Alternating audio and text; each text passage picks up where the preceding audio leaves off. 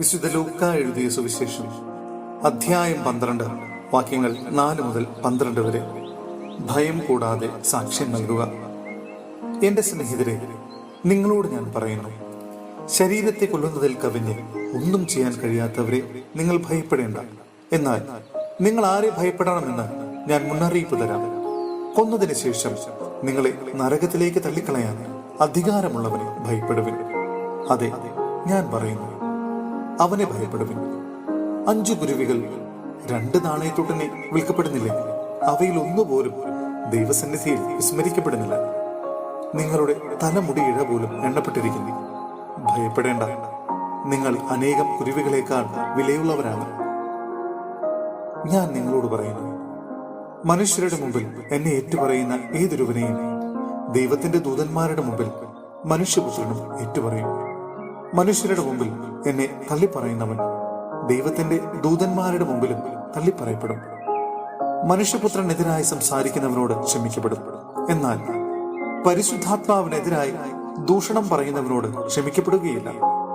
സിനഗോഗുകളിലും അധികാരികളുടെയും ഭരണാധിപന്മാരുടെയും മുമ്പിലും അവർ നിങ്ങളെ കൊണ്ടുപോകുമ്പോൾ എങ്ങനെ, എന്ത് ഉത്തരം കൊടുക്കണമെന്നും എന്തു പറയണമെന്നും ഉത്കണ്ഠാകുലരാകേണ്ട. എന്താണ് പറയേണ്ടതെന്ന് ആ സമയത്ത് പരിശുദ്ധാത്മാവ് നിങ്ങളെ പഠിപ്പിക്കും.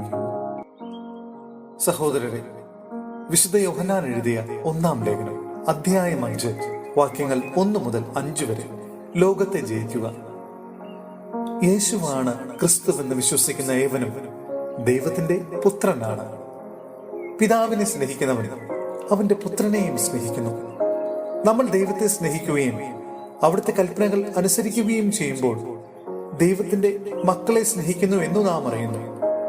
ദൈവത്തെ സ്നേഹിക്കുക എന്നാൽ അവിടുത്തെ കൽപ്പനകൾ അനുസരിക്കുക എന്ന് അർത്ഥം.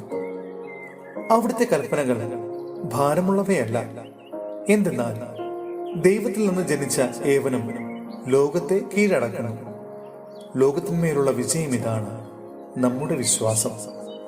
യേശു ദൈവപുത്രനാണെന്ന് വിശ്വസിക്കുന്നവനല്ലാതെ മറ്റാരാണ് ലോകത്തെ ജയിക്കുന്നത്?